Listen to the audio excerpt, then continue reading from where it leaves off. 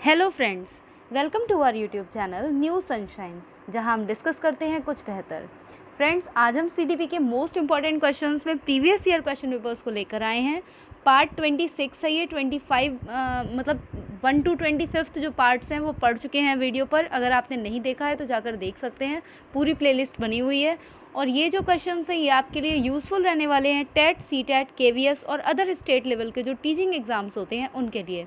तो ठीक है फ्रेंड्स, हम अपनी वीडियो को स्टार्ट करते हैं। और अगर आप चैनल पर नए हैं तो चैनल को सब्सक्राइब करके बेल आइकन को ज़रूर प्रेस कर लीजिएगा। और अगर वीडियो अच्छी लगे तो वीडियो को लाइक एंड शेयर करना ना भूलें। तो चलिए स्टार्ट करते हैं।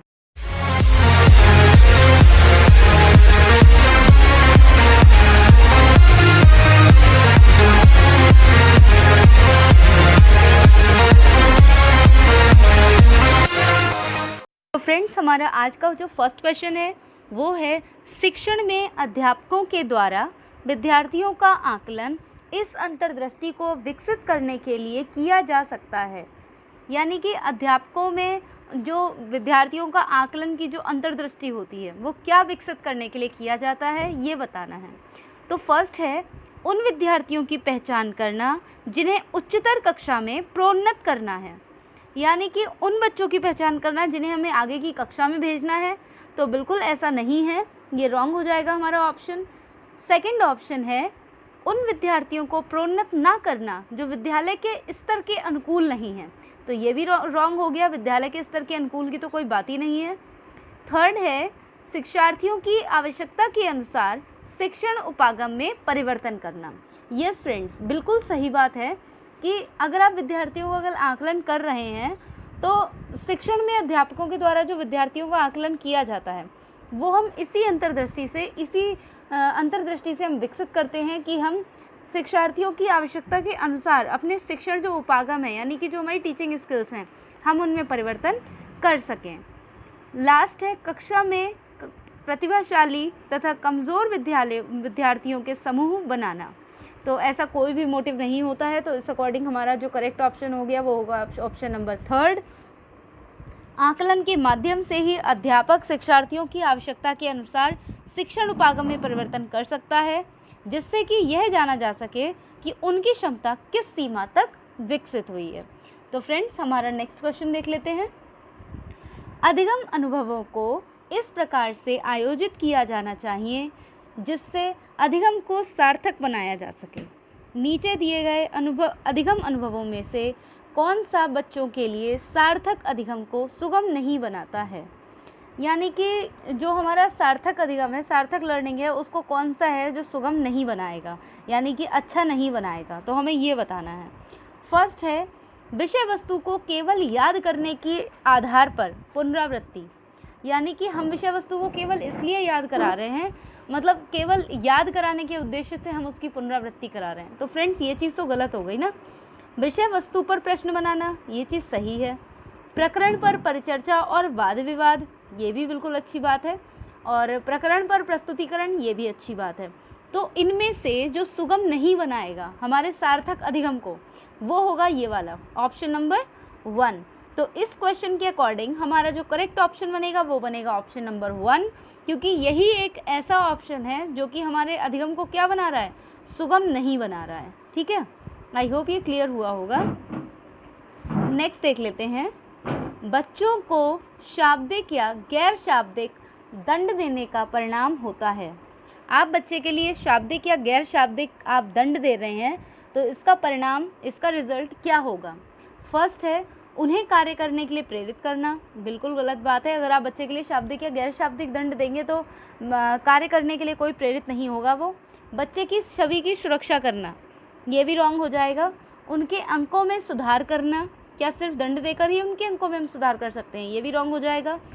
उनकी स्वयं के प्रति अवधारणा को नष्ट करना, हम करते क्या हैं, हम उनकी स्वयं के प्रति उनकी जो अवधारणा होती है, उनको जो लगता है कि मैं ये कर सकता हूँ, हम उसको नष्ट कर देते हैं। तो इस क्वेश्चन के अकॉर्डिंग क्या होगा, ये आंसर बिल्कुल सही हो जाएगा कि इसका परिणाम ये होता है कि बच्चे जो अपने बारे में सोचते हैं, आप बच्चों से पूछें आप क्या करना चाहते हैं, क्या बनना चाहते हैं, तो वो बताते हैं मैं ये बनना चाहता हूँ, ये बनना चाहता हूँ।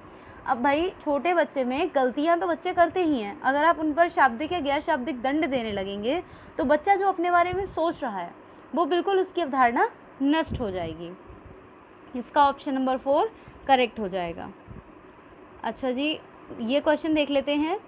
निम्नलिखित में से कौन सा प्रारंभिक बाल्यावस्था अवधि के दौरान उन भूमिकाओं एवं व्यवहारों के बारे में जानकारी प्रदान करते हैं जो समूह में स्वीकार्य हैं?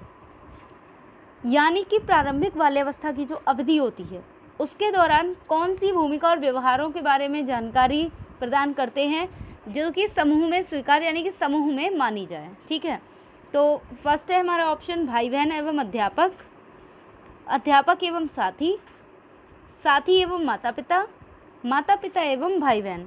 तो फ्रेंड्स इसका करेक्ट ऑप्शन होगा माता पिता एवं भाई बहन, क्योंकि माता पिता तथा भाई बहन जो होते हैं वो प्रारंभिक बाल्यावस्था के बालक हेतु एक समूह का निर्माण करते हैं ना। यहाँ पर बच्चे को क्या दिखता है प्रारंभिक बाल्यावस्था में, अगर हम देखें तो वो उसे अपने माता पिता और भाई बहन ही उसे उसका समूह, उसे उसका ग्रुप लगते हैं, और वो उन्हीं से उनके जो सीखने की जो भूमिका है और व्यवहारों को सीखना है वो यहीं से सीखता है। नेक्स्ट क्वेश्चन है, विद्यार्थियों को स्वच्छता के लिए प्रेरित करने हेतु उन्हें स्वच्छता समिति का सदस्य बनाना प्रतिबिंबित करता है। मतलब कि अगर विद्यार्थियों को स्वच्छता के लिए प्रेरित करना चाहते हैं और आप उन्हें स्वच्छता समिति का सदस्य बना दें तो यह क्या प्रतिबिंबित करेगा? तो इसके ऑप्शंस हैं प्रेरणा की सामाजिक सांस्कृतिक संकल्पनाएं। बिल्कुल सही बात है, यहाँ पर सामाजिक सांस्कृतिक संकल्पनाओं का निर्माण होगा। और सेकंड है प्रेरणा का व्यवहारवादी उपागम, मानवतावादी उपागम, प्रेरणा का संज्ञानात्मक उपागम। तो ये हमारे रॉन्ग हो जाएंगे। जो हमारा करेक्ट ऑप्शन होगा वो होगा ऑप्शन नंबर 1। 16th है हमारा क्वेश्चन, निम्नलिखित में से कौन सा आयु समूह परिवर्ती बाल्यावस्था श्रेणी के अंतर्गत आता है? तो परिवर्ती बाल्यावस्थी श्रेणी के अंतर्गत कौन सा आता है इसमें देख लेते हैं। ऑप्शन नंबर 1 है 11 से 18 वर्ष, 18 से 24 वर्ष, जन्म से 6 वर्ष, 6 से 11 वर्ष। सबसे पहली बात तो ये है कि परिवर्ती बाल्यावस्था है क्या? तो परिवर्ती बाल्यावस्था मतलब उत्तर बाल्यावस्था की यहाँ पर बात आ रही है, तो ये आ जाएगा हमारा 6 से 11 वर्ष। क्वेश्चन है, आजर्व तर्क देता है कि भाषा विकास व्यक्ति के नैसर्गिक प्रवृत्ति से प्रभावित होता है, जबकि सोनाली महसूस करती है कि यह परिवेश से प्रभावित होता है। आर्जव और सोनाली के बीच यह चर्चा किस विषय में है? फर्स्ट ऑप्शन है चुनौतीपूर्ण और संवेदनशील भावना, स्थिरता और अस्थिरता पर चर्चा या बहस, सतत और असतत अधिगम, प्राकृतिक तथा पालन पोषण पर वाद विवाद। यस फ्रेंड्स, ये जो हमारा है ये प्रकृति और पालन पोषण पर वाद विवाद है, क्योंकि हमारा जो पालन पोषण है या हमारा जो प्रकृति है वो हमारी किससे रिलेटेड होती है? वो हमारे व्यवहार से प्रभावित, मतलब आर्जव जो कहता है वो कहता है भाषा विकास जो होता है व्यक्ति की नैसर्गिक प्रवृत्ति से प्रभावित होता है। सोनाली कहती है कि यह परिवेश से प्रभावित होता है। तो यस फ्रेंड्स, ये जो हमारा ऑप्शन है वो ऑप्शन नंबर 4 बनेगा। इसका प्रकृति तथा पालन पोषण पर वाद विवाद पर चर्चा ये लोग कर रहे हैं। नेक्स्ट देख लेते हैं, अध्यापिका ने ध्यान दिया कि पुष्पा अपने आप किसी एक समस्या का समाधान नहीं कर सकती, फिर भी वह एक वयस्क या साथी के मार्गदर्शन की उपस्थिति में ऐसा करती है। इस मार्गदर्शन को क्या कहते हैं? फ्रेंड्स, इससे पहले मैंने पूरी एक वीडियो बना रखी है वाइगोत्स्की के जो थ्योरी है उसके ऊपर, अगर आपने वो नहीं देखी है तो वो जाकर देख लीजिए, क्योंकि उसके बिना ये क्वेश्चन, इस तरह के क्वेश्चंस नहीं सॉल्व होने वाले हैं। तो यस फ्रेंड्स, उसमें हमने ZPD पढ़ा था, ये जहाँ पर जोन ऑफ प्रॉक्सिमल डेवलपमेंट, इस तरह से हमने वहाँ पर एक इस तरह से एक वो बनाई हुई थी, इस तरह की हम एक इमेज से सीख रहे थे, जिसमें जो हमारा ये वाला पार्ट रहता है ना, जो हमारा ये वाला पार्ट है ये हमारा ZPD था, जोन ऑफ प्रॉक्सिमल डेवलपमेंट, यानी कि समीपस्थ विकास का क्षेत्र।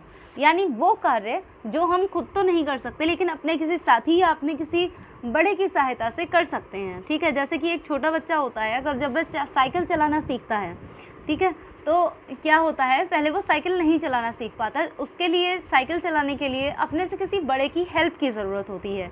और फिर जब उसे हेल्प मिल जाती है, जिसको हम स्कैफोल्डिंग कहते हैं, जब उसको हेल्प मिल जाती है धीरे धीरे साइकिल चलाना सीख जाता है, और अंत में एक दिन ऐसा आता है जब वह बिना किसी हेल्प के साइकिल चलाना सीख जाता है, और वहाँ पर जो स्कैफोल्डिंग थी उस प्रक्रिया को ख़त्म कर दिया जाता है। तो यहाँ पर इस क्वेश्चन के लिए जो करेक्ट ऑप्शन होगा वो होगा ऑप्शन नंबर 3, क्योंकि ये कहा जा रहा है कि पुष्पा अपने आप किसी समस्या का समाधान नहीं कर सकती है, फिर भी वह अपने से वयस्क या किसी साथी की मार्गदर्शन की उपस्थिति में वो काम कर लेती है। तो इसका होगा ऑप्शन नंबर 3। नेक्स्ट क्वेश्चन है, अध्यापिका ने एक कमेटी के प्रधान को सभापति के स्थान पर सभाध्यक्ष लिखा है। यह संकेत करता है कि अध्यापिका मतलब एक कमेटी का जो प्रधान है, तो प्रधान को सभापति ना लिखकर उन्होंने सभाध्यक्ष लिख दिया है। ठीक है, यह किसकी ओर संकेत करता है? एक अधिक उपयुक्त पारिभाषिक शब्द का पालन करती है, भाषा पर अच्छा अधिकार रखती है, एक लिंग मुक्त भाषा का प्रयोग कर रही है, लिंग पूर्वाग्रह से ग्रस्त है। फ्रेंड्स, ये जो हमारा इस क्वेश्चन के लिए जो आंसर बनेगा वो होगा ऑप्शन नंबर 3। क्यों होगा इसको देख लेते हैं। देखिए, अब यहाँ पर लिखा हुआ है सभाध्यक्ष।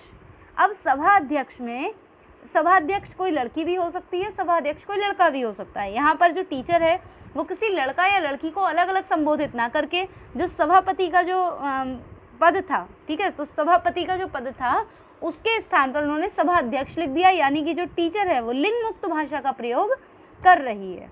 ठीक है, और लिंग पूर्वाग्रह से ग्रस्त वो तब होती जब वो यहाँ पर लड़का या लड़की में विभेद करके इस जो हमारा क्वेश्चन है उसको यहाँ पर प्रदर्शित अगर करा जाता। ठीक है, तो इस क्वेश्चन के लिए जो करेक्ट ऑप्शन होगा वो होगा ऑप्शन नंबर 1, ऑप्शन नंबर 3, एक लिंग मुक्त भाषा का प्रयोग कर रही है। फ्रेंड्स, ये है हमारा आज के लिए लास्ट क्वेश्चन, इसको भी देख लेते हैं। सतत एवं व्यापक मूल्यांकन किसके लिए आवश्यक है?